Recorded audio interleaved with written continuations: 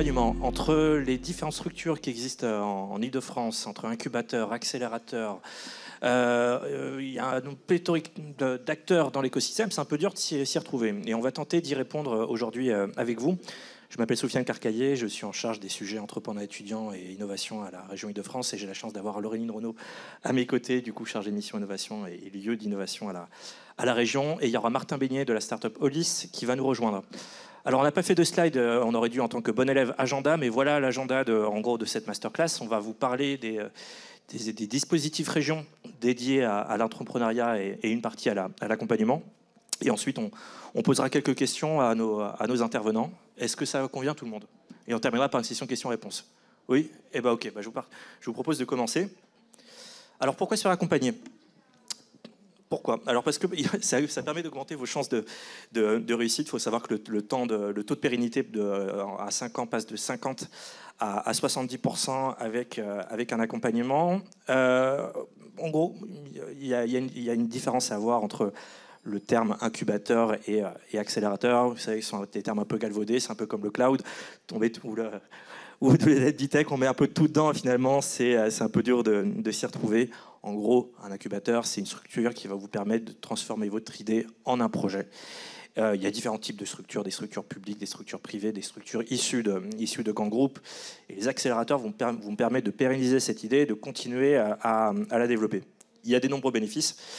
Ça permet, on va en parler tout à l'heure, il y a un nombre conséquent d'offres qui vont vous permettre de développer votre projet. Ça permet d'avoir un regard extérieur sur votre projet, d'avoir des conseils, des contacts utiles. Ça vous permet de créer votre propre communauté, votre propre aussi client et de se faire challenger.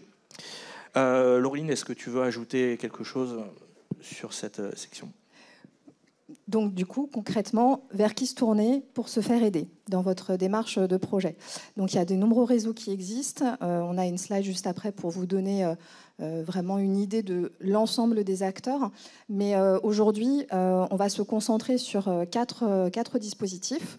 Donc, le Pépite Startup qui est dédié aux étudiants entrepreneurs, Entrepreneur Leader qui est le guichet d'accompagnement général à la création d'entreprises de la région Île-de-France. Ensuite, le réseau des incubateurs qu'on a labellisés, qui sont spécialisés là pour les projets innovants. Et enfin, on vous parlera du PERCO, donc le premier incubateur de la région qui est tourné vers les projets à impact. Merci Laureline. Alors cet écosystème, justement, parlons-en.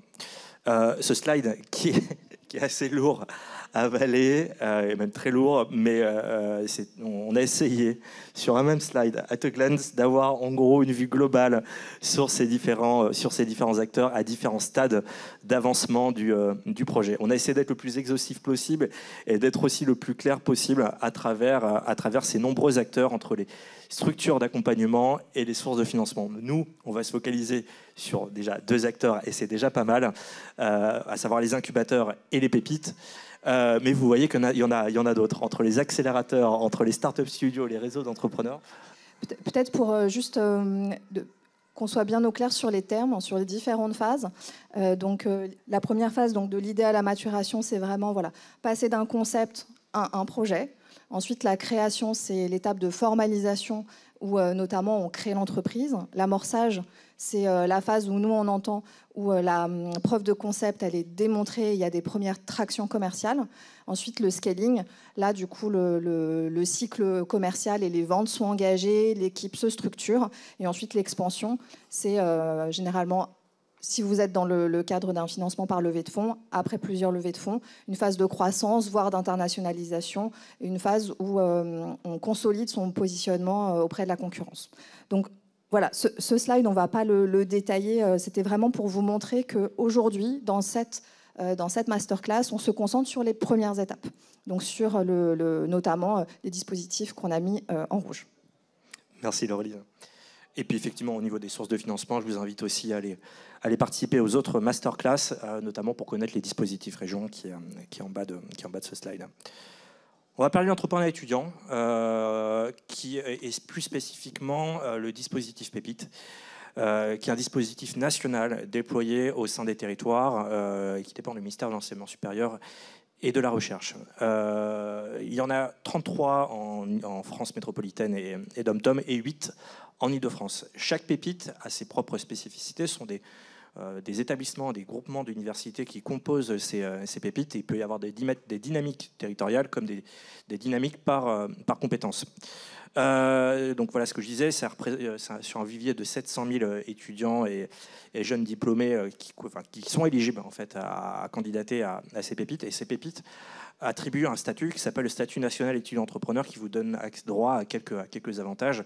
Il y a notamment un intérêt qui est de pouvoir valider sa période de stage en travaillant sur son projet de start-up. En tant que jeune diplômé, vous pouvez y avoir accès, mais également en tant que personne en reconversion.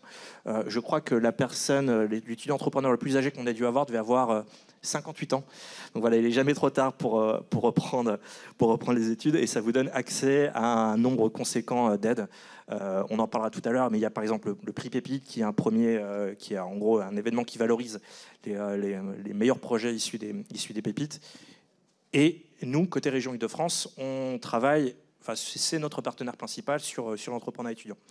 Pour vous donner un ordre d'idée, je vais vous présenter rapidement nos actions sur l'entrepreneuriat étudiant. On a en gros trois gros blocs, trois grosses offres, sensibilisation, maturation et accélération.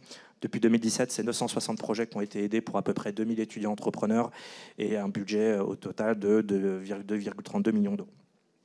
Sur la partie sensibilisation maturation, en fait, c'est surtout en termes d'offres de financement, ce sont des petits tickets de 2-3 000 euros qui vous permettent de tester votre projet. Ça peut être en gros du prototypage, du dépôt de statut, du développement de site internet, recrutement de stagiaires.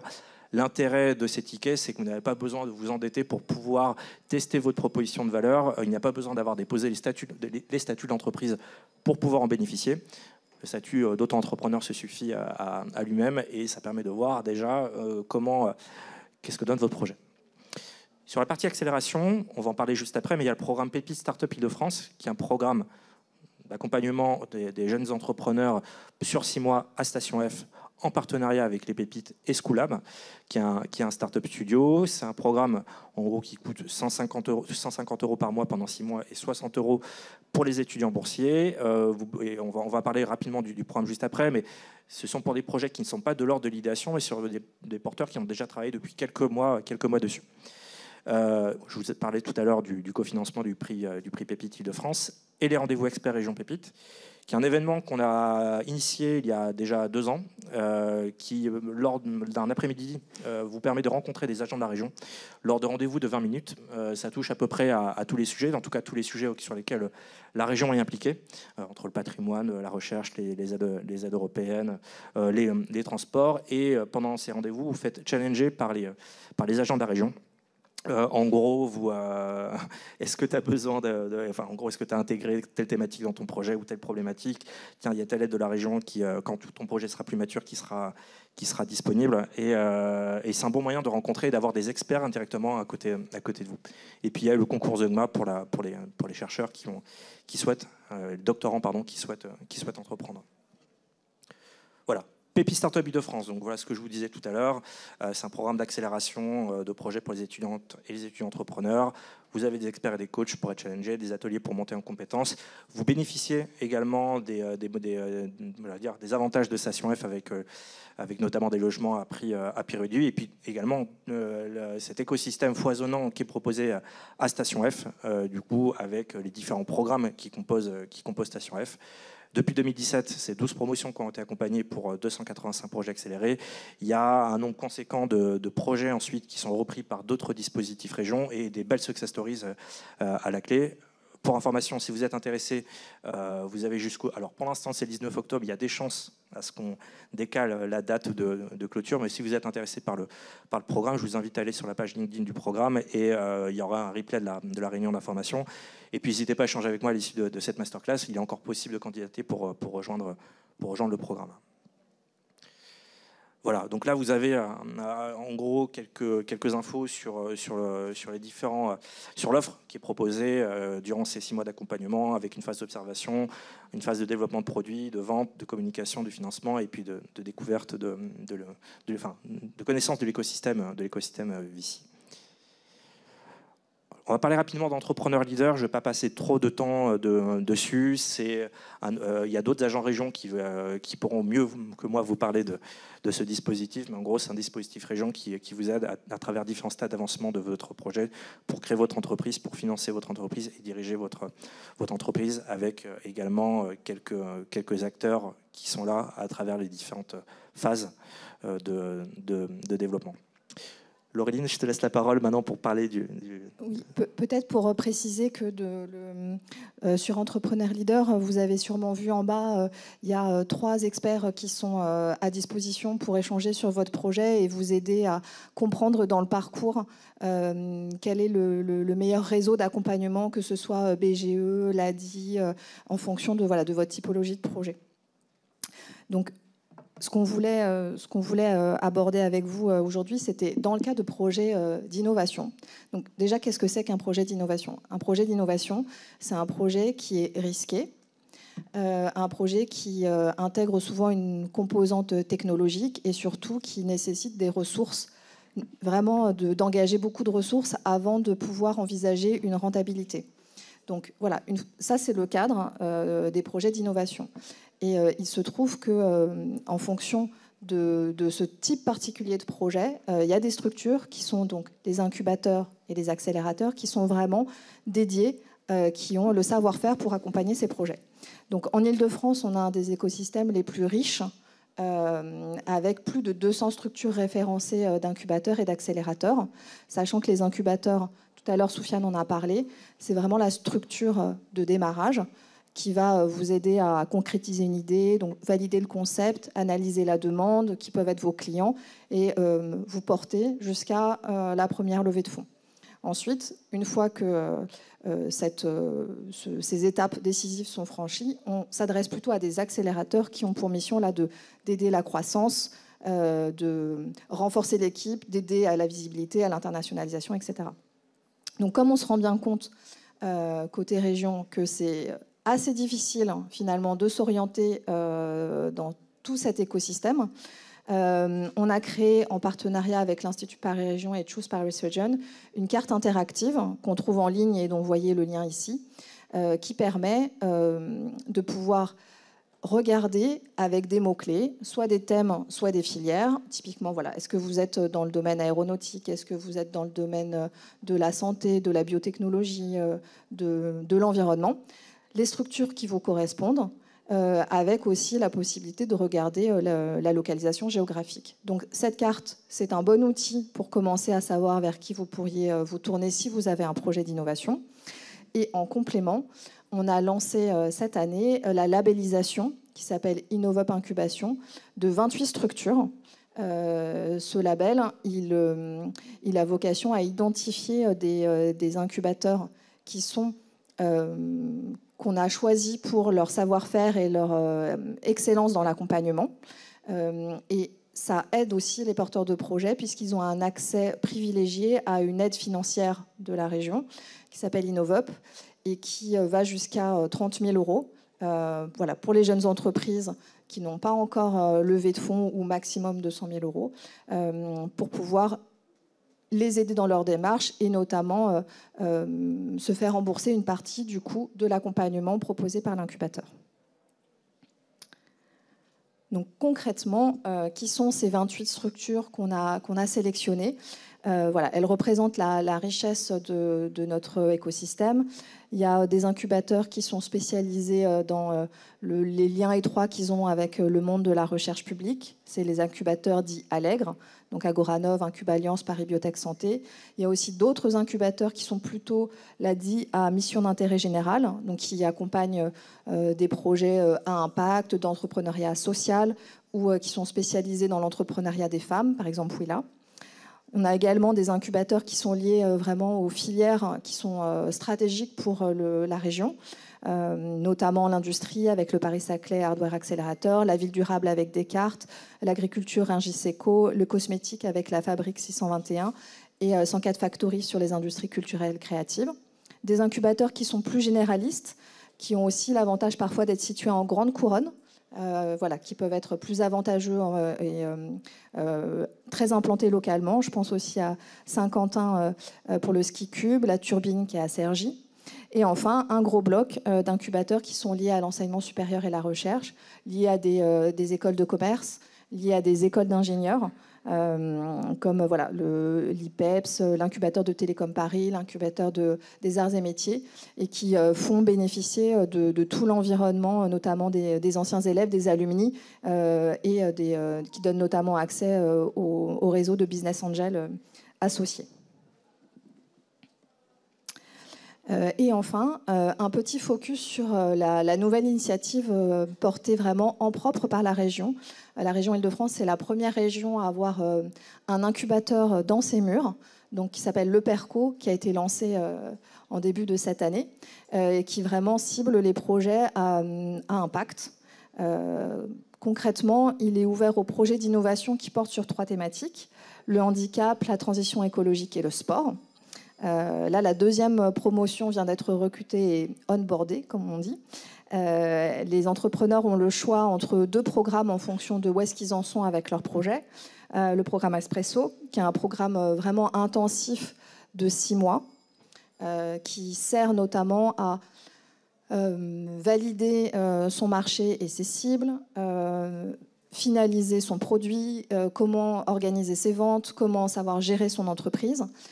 Et ça via 1 heure de coaching par mois, des ateliers toutes les semaines, des desks, enfin des heures de rendez-vous experts, et également voilà, des temps aussi informels et collectifs qui font l'esprit de groupe.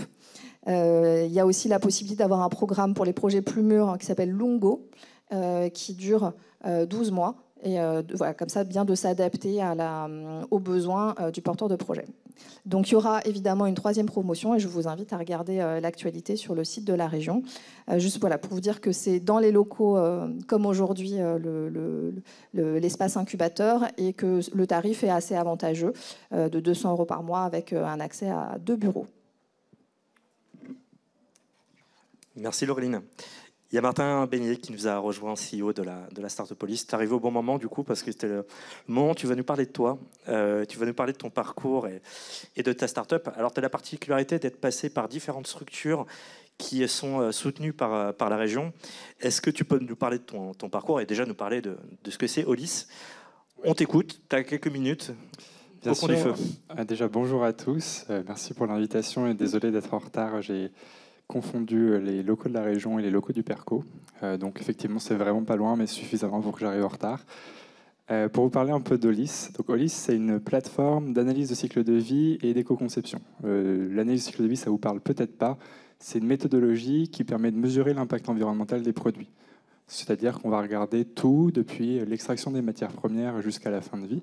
Et ce faisant, on est capable à la fois de scorer un produit, donc de dire tel t-shirt, c'est tant de CO2, tant de particules fines, de pollution de l'air, de pollution du sol, etc.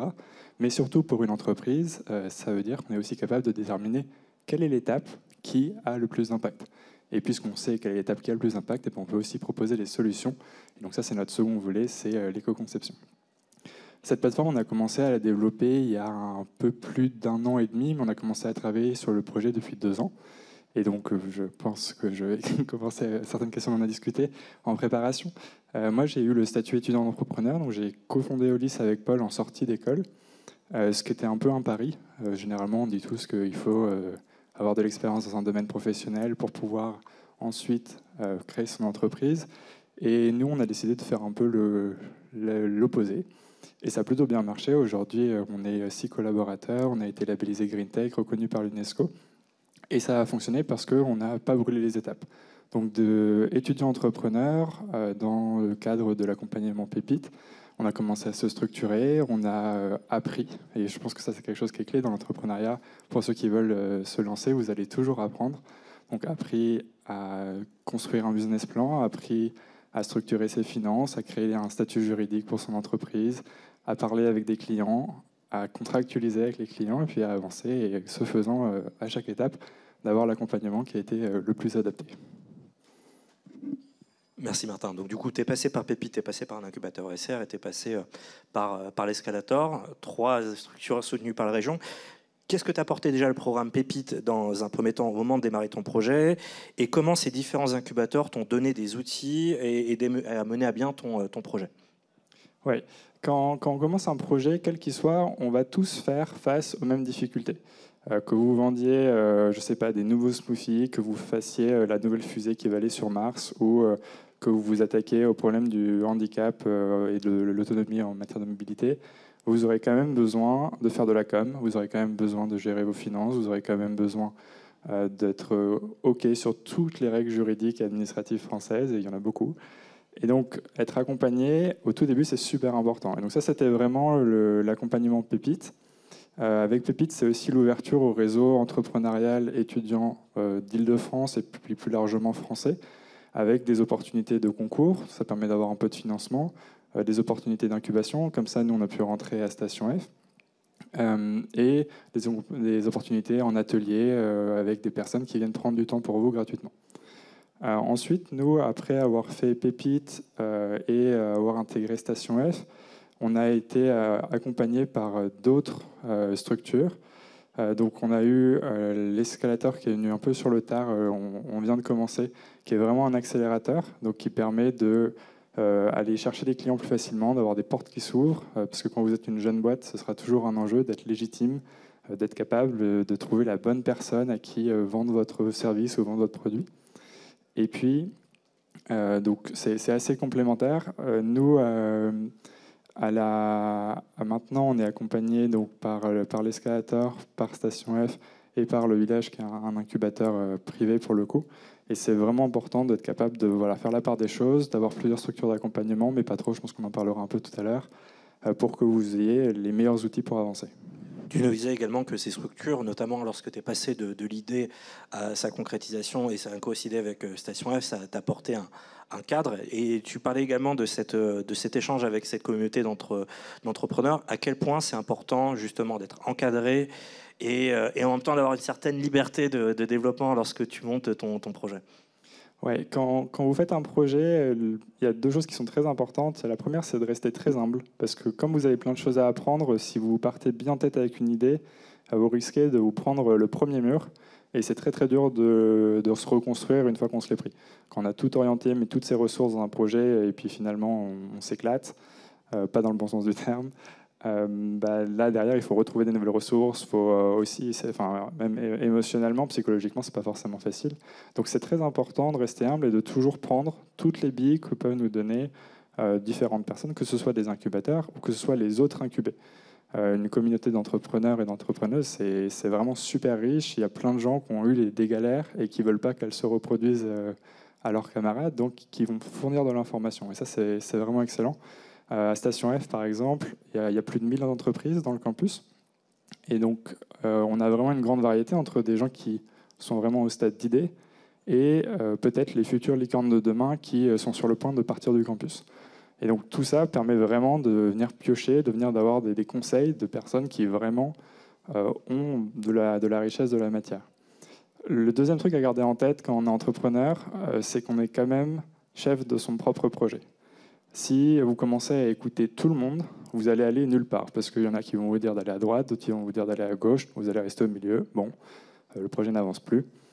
Et il faut garder en tête que vous maîtriserez probablement beaucoup mieux votre contexte, votre marché, votre solution que la plupart des gens autour de vous, ce qui est assez rassurant puisque vous aurez passé des heures et des jours, des semaines, des années dessus. Donc heureusement que vous êtes la personne qui maîtrise le mieux le sujet. Et donc, il faut rester humble, il faut aller écouter et accepter de se faire challenger, pas chercher à tout prix à avoir raison, c'est plutôt au contraire être super content quand quelqu'un identifie un problème dans ce qu'on est en train de faire. Et en parallèle, si les challenges, certes, auraient envie de vous dire non, surtout pas, là, arrêtez tout, c'est une très mauvaise idée, et que vous, de votre compréhension, de tout ce que vous avez analysé, vous voyez un énorme boulevard et vous vous dites qu'il faut y aller, et bien dans ce cas-là, allez-y. Et allez-y vraiment à fond. Au pire, peut-être vous allez un peu vous tromper, mais a priori, si vous êtes à ce point-là convaincu, il y a quand même peu de chances qu'il y ait un problème. Merci Martin. Et tu as anticipé une des questions que j'allais te poser. En gros, quel état d'esprit avoir quand on intègre un incubateur? Et en gros, il faut être capable d'accepter de se faire chatouiller et d'encaisser la critique, parce que finalement, ça ne sert à rien de se faire accompagner si on écoute personne. Laureline, je vais passer maintenant à toi. Du coup, on voit qu'il y a énormément d'acteurs et de structures d'accompagnement qui existent. Quelles sont les offres généralement proposées par les incubateurs, du coup, et quel est l'intérêt à intégrer un incubateur labellisé? Ça peut être région, ça peut être également la ville de Paris. Et justement, ça fait écho à ce que disait lors de la phase de préparation Martin à intégrer un des incubateurs labellisés. Oui, merci Sofiane.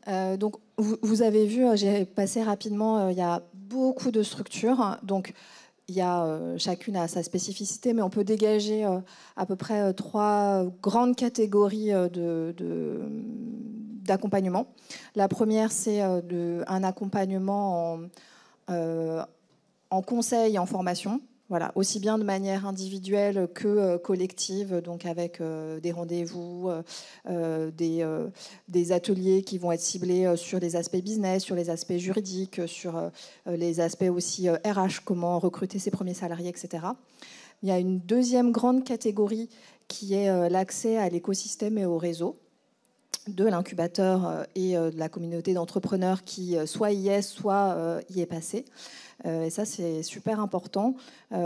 Aussi bien voilà, les experts que pourront mobiliser ces équipes de l'incubateur que les fonds qui sont habitués à côtoyer et à investir dans les startups qui sont incubées. Donc ça, c'est vraiment aussi un gros atout. Et la troisième offre d'accompagnement, c'est des espaces de coworking et d'hébergement dans certains cas. Et sur la deuxième volet de la question, qui était quel est l'intérêt du coup de se tourner vers des structures qui sont labellisées? Voilà, nous, à la région Île-de-France, on a vraiment regardé finement les profils d'incubateurs, leur expérience passée, les programmes qu'ils proposaient, la qualité de leur équipe, leur expertise. Et donc ça vous assure, dans une certaine mesure, mais c'est vous qui devez décider ensuite et faire votre choix avisé. Mais voilà, du coup, on a sélectionné des structures pour leur sérieux et leur professionnalisme. Et par ailleurs, le fait de pouvoir se tourner vers des structures publiques, voilà, l'objectif d'un incubateur, c'est pas le profit. D'un incubateur public, c'est pas le profit. Il y a évidemment une participation aux frais parce que c'est un coût de faire fonctionner des structures, d'avoir des bâtiments, d'avoir des personnes à disposition. Mais l'idée, c'est pas c'est pas l'argent, c'est vraiment de vous faire participer à l'équilibre global. Donc voilà les intérêts. Merci Laureline. Martin, est-ce que tu veux ajouter quelque chose, justement, toi qui as bénéficié de ces différentes structures et qui connais maintenant un peu cette jungle des incubateurs, parce que tu as dû aussi te poser cette question et ça fera écho ensuite à la prochaine question des conseils à donner à l'entrepreneur. Est-ce que tu veux rajouter quelque chose à la réponse de Laureline? Oui, tout à fait. Je pense que le terme de jungle est assez adapté. Faut avoir en tête qu'il y a des bons incubateurs et il y a des moins bons incubateurs.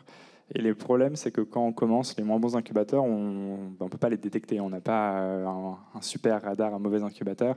Ce que j'appelle mauvais incubateur, c'est des incubateurs qui ne vont pas forcément être honnêtes avec vous. Donc, ils vont peut-être vous dire ça coûte tant. Puis vous dites OK. Puis après, vous relisez les conditions générales. Puis vous voyez qu'en fait, au passage, ils ont pris 10% de votre société sans rien vous dire. Ça existe vraiment. C'est des choses que j'ai vues moi dans mon parcours. Heureusement, on n'y est pas allé. Vous avez les mauvais incubateurs qui sont bons, mais qui sont mauvais pour vous. Quand vous choisissez un incubateur, vous allez devoir y affecter du temps.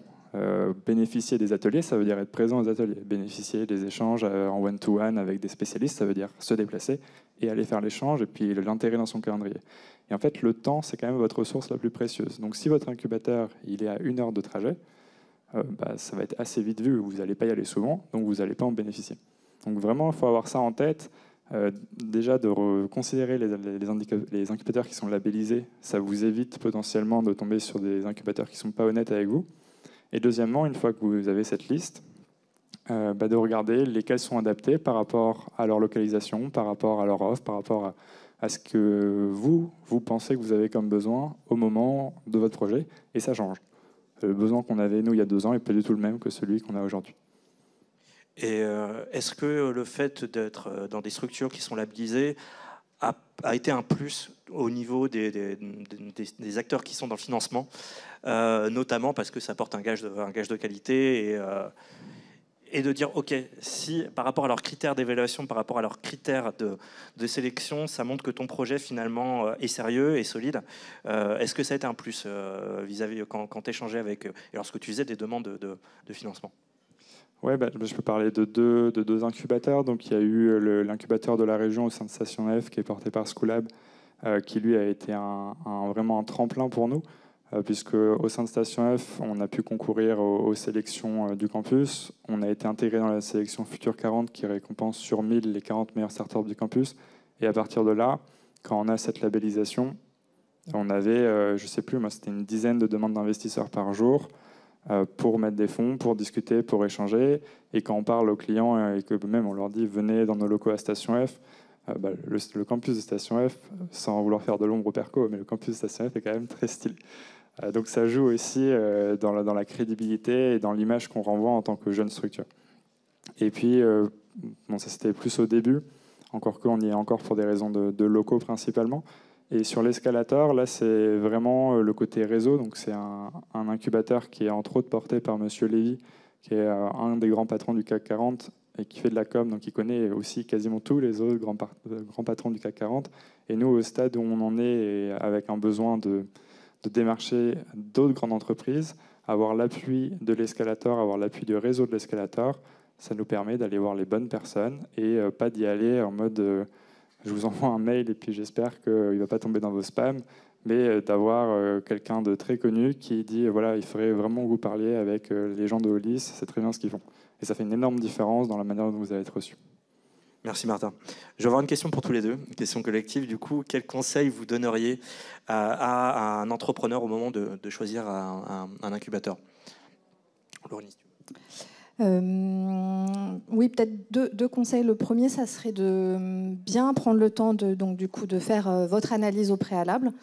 Voilà, on l'a dit, bon, on a développé une carte que j'espère que vous allez utiliser, mais au-delà de ça, chaque incubateur a son site, est actif sur les réseaux sociaux. Vous pouvez par là même du coup regarder les profils d'entreprises qui ont déjà été sélectionnés, voir si vous avez des correspondances, des liens potentiellement à faire, voilà, quelle est la programmation que développe la structure, est-ce que ça vous parle, est-ce que ça vous intéresse. Donc voilà, il y a quand même pas mal de choses en ligne. Ensuite, effectivement, il y a aussi le bouche à oreille. Et si vous avez possibilité d'avoir un retour en direct de la part d'alumni, évidemment, c'est encore mieux. Et ensuite, mon deuxième conseil, c'est de bien préparer son dossier de candidature, parce que du coup, il y a des comités de sélection, bien préparer son pitch. Faut pas je pense pas se précipiter. Des comités, il y en a quasiment au moins un par trimestre en général. C'est assez régulier. Et donc, voilà, choisir le bon moment, là où vous avez des bons arguments. Si vous êtes une équipe avec plusieurs associés, c'est bien que l'ensemble de l'équipe soit là. Dans une présentation collective, ça montre l'engagement et c'est toujours bien vu. Merci Laureline. Est-ce que tu veux ajouter quelque chose, Martin, à ce qui a été dit? Oui, j'ai déjà mentionné certains éléments et je pense que ce que tu viens de dire, Laureline, c'est vraiment les conseils les plus pertinents. Moi, j'ai eu la chance d'avoir les deux aspects d'une entrée dans un incubateur, d'être potentiel incubé, aspirant il y a quelques années, il y a 2 ans ou 6 mois maintenant, et puis aussi pour le Perco, par exemple, d'être du côté du jury. Et donc là, c'est assez rigolo de voir entre ce que moi je pensais en me disant voilà, quand même le dossier est super clair, la presse est géniale, ils vont tout comprendre, et puis de voir en fait quand on est jury, qu'on a vu défiler 10, 15, 20 projets, en fait, non, c'est pas forcément facile de tout de suite absorber un tout nouveau projet. Donc faites-le vraiment bien votre dossier et faites-le surtout lire par des gens qui connaissent rien de votre structure. Des potes, des membres de votre famille, bon, peut-être que certains connaîtront un petit peu, mais essayez d'avoir des gens qui a priori auraient rien à voir avec le sujet et de voir s'ils comprennent. Parce que s'ils comprennent pas, c'est qu'il y a un problème. Et vous voulez pas que le jury ait le même problème que vos potes. Donc ça, c'est le premier point. Puis le deuxième, c'est un peu ce que j'ai évoqué tout à l'heure, c'est de toujours considérer vos ressources. Votre temps est très précieux, l'argent que vous avez, il y a des incubateurs qui sont payants, donc il faut être sûr quand même que vous pouvez financer le programme. Et puis il y en a qui vont vous prendre des pourcentages, ça arrive aussi. Et donc là, à savoir, vous, quelle est la valeur que vous donnez à votre entreprise? Est-ce que vous êtes prêt à lâcher une proportion de parts? C'est vraiment à vous de voir. Moi, je le déconseillerais plutôt parce qu'au début, on se dit que c'est très bien, c'est gratuit, et puis après, à la fin... Pas dans nos incubateurs, pas dans les 28 qu'on a montrés, ils ne prennent pas de part dans le capital. Voilà. Ouais. Oui, donc dans les autres, ça existe, mais dans les autres, ça existe, donc de toujours être vigilant là-dessus. Ouais. Merci Martin. Laureline, est-ce qu'il y a une bonne temporalité pour choisir un incubateur ? Oui, il y a tout à fait un sujet de temporalité parce que se diriger vers un incubateur, notamment trop tôt, c'est pas forcément... disons que si vous êtes en pleine phase de R&D, que vous ne savez pas encore ce que vous allez vendre, ce que vous souhaitez vendre, ni ce que peut faire votre solution, vous allez passer beaucoup de temps sur cet aspect-là qui est évidemment primordial et vous n'allez peut-être pas avoir le temps d'absorber tous les conseils ou tout l'accompagnement qui peut être orienté plus business, etc. Et puis il y a aussi tout simplement le fait que potentiellement vous n'allez pas passer le filtre du comité de sélection. Donc on peut dire pour vous aider à savoir si c'est le bon moment, il peut y avoir par exemple différents indices. Typiquement, est-ce que vous avez un prototype ? Est-ce que vous avez déjà un premier produit ? Est-ce que vous avez fait une étude de marché ? Est-ce que vous avez prospecté des potentiels clients ? Est-ce que vous avez un retour qui montre en fait qu'il y a bien un besoin, qu'il y a des gens qui seraient prêts à l'acheter ?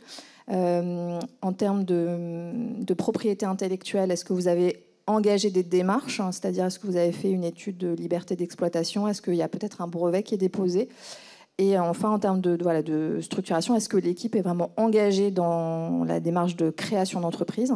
Voilà, peut-être que l'entreprise est déjà créée ou au moins que vous soyez en phase avec vous-même sur l'idée que ça va être la voie vers laquelle vous vous dirigez. Donc tout ça, ça fait que ça peut être un indice pour savoir si vous rassemblez ces points-là, ça peut être le bon moment pour aller voir un incubateur. Et si ce n'est pas le cas, il y a d'autres structures, on pourra en parler, qui font notamment de la pré-incubation, qui peuvent être dans ce cas-là des interlocuteurs pour la phase où vous vous trouvez. Merci Laureline. Et une question additionnelle qui n'était pas prévue, mais pour les projets, tu parlais des projets qui ont été refusés au comité de sélection. Qu'est-ce que tu conseillerais justement à ces projets, une fois qu'ils ont été refusés, pour qu'ils puissent continuer et qu'ils connaissent leurs raisons ? Alors, chaque incubateur a ses pratiques, mais en général, il ne laisse personne avec un avis négatif non éclairé. Donc il y a toujours un feedback qui indique, voilà, est-ce que c'est qu'il y a typiquement un mauvais fit, si je peux me permettre, c'est pas forcément la bonne structure avec le bon écosystème, la bonne expertise pour vous. Ils se sentent pas en mesure de vous apporter le meilleur de ce que vous méritez en tant que porteur de projet. Est-ce que c'est trop tôt et que justement ils vous conseillent de repasser ultérieurement? Est-ce qu'ils n'ont pas compris et là, du coup, ça va être des pistes pour dire, OK, bon, finalement, je pensais être clair, mais il faudrait que j'argumente différemment la prochaine fois. Donc, en fait, après, en fonction de... Ça peut être juste plus tard ou peut-être vers une autre structure. Merci, Laureline.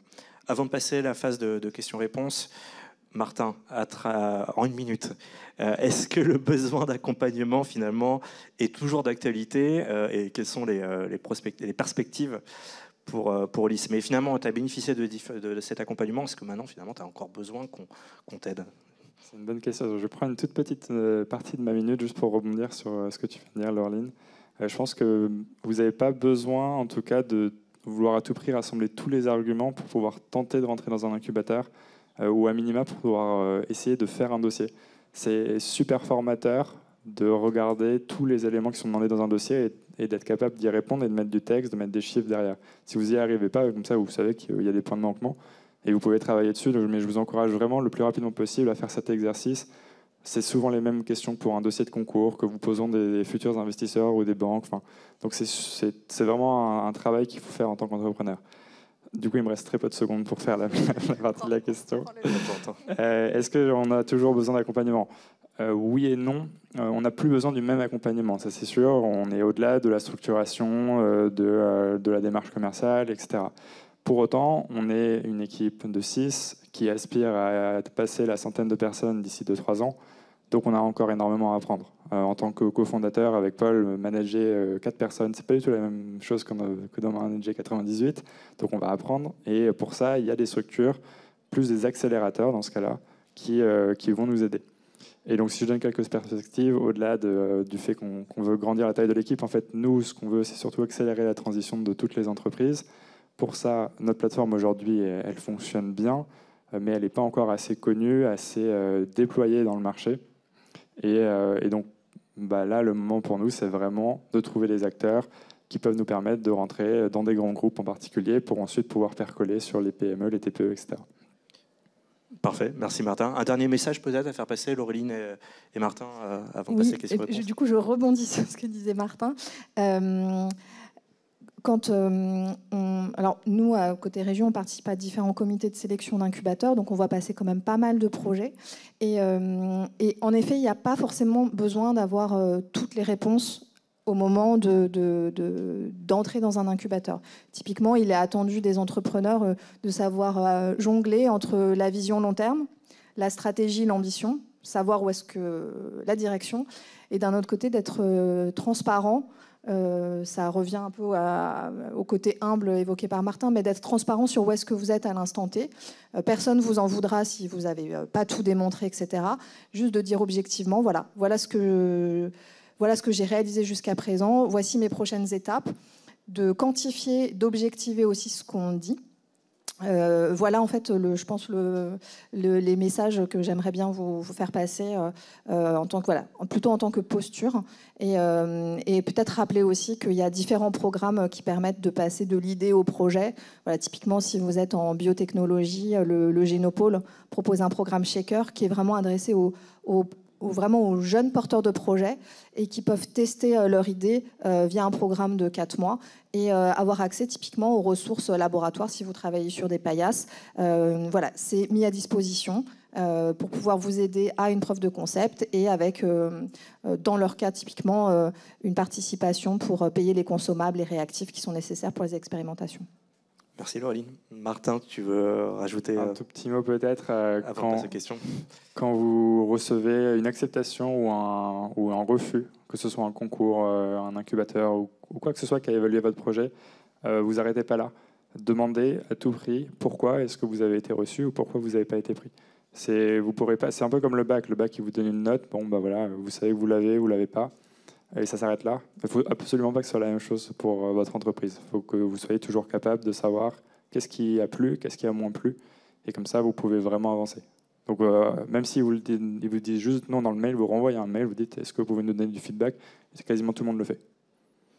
Merci Martin. Alors, est-ce qu'il y a... Alors, bon, on est à la fin, à la limite du temps. Est-ce qu'on a le temps pour au moins une ou deux questions? Est-ce que vous avez des questions dans la salle? Oui. Ouais, tu peux dire aussi. Ouais. J'ai une question, moi, du coup. Pourquoi est-ce que tu as eu plusieurs incubateurs? Un seul, ça ne suffit pas. Donc, il y a un accélérateur, ok. Un incubateur, mais pourquoi plusieurs? Parce que moi, j'en ai un. Mais est-ce que j'en prends un autre ou pas? C'est la question. Ouais, c'est une très bonne question, effectivement. Alors, nous, ça s'est fait un peu par opportunité. Disons qu'on on est rentré à Station F et on était déjà au village. Donc, c'est pour ça qu'on a eu ces deux incubateurs-là en même temps.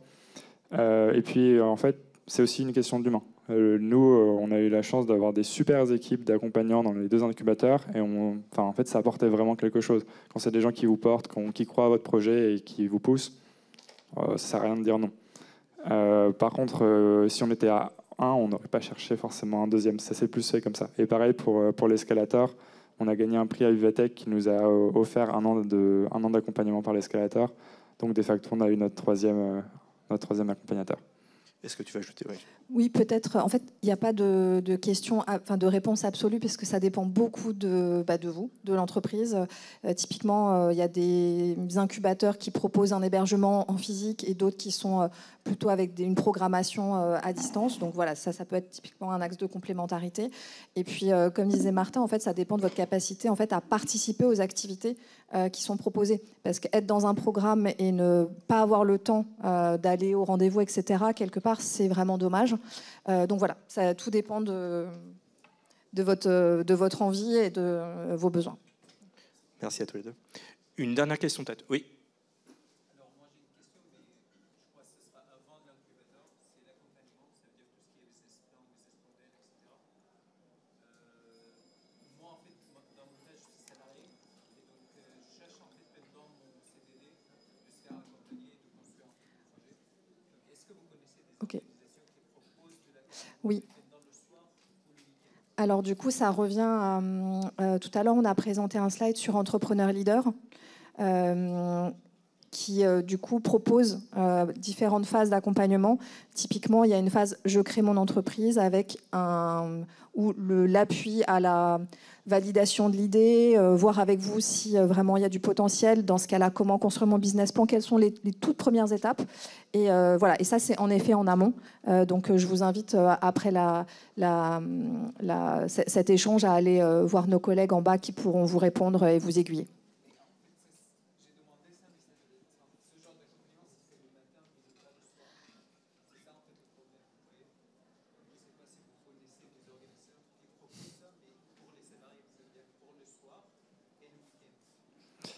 Peut-être ça risque d'être très provoque, mais Google, YouTube, ChatGPT, c'est vraiment... Enfin, nous, on s'est construit... Donc ChatGPT un peu plus récemment, mais Google et YouTube, vraiment les principales ressources qu'on utilise pour apprendre. Il y a plein de choses en ligne. Il y a des... Si tu veux, je pourrais te recommander. Il y a des chaînes qui sont très, très bien pour l'entrepreneuriat en anglais, en français. Il y a des sites qui recensent beaucoup de ressources qui aident énormément. Et après, aller sur LinkedIn ou aller à des événements comme ça, rencontrer d'autres entrepreneurs et juste discuter avec eux. Et pour le coup, enfin, nous, au début, on a eu des gens qu'on ne connaissait pas. On allait les voir, ils ont kiffé ce qu'on faisait. Et maintenant, ils nous accompagnent. Et ça nous aide beaucoup parce qu'eux, ils ont monté leur boîte, ils l'ont revendue, ils ont fait toutes les étapes déjà. Donc, vraiment, il ne faut pas négliger aussi tout ce qu'on peut faire par soi-même et tout ce que peuvent nous apporter juste des personnes clés sans forcément qu'il y ait un programme qui soit... Même si quand il y en a, c'est effectivement mieux. On a dépassé le temps, donc il est temps de conclure la masterclass.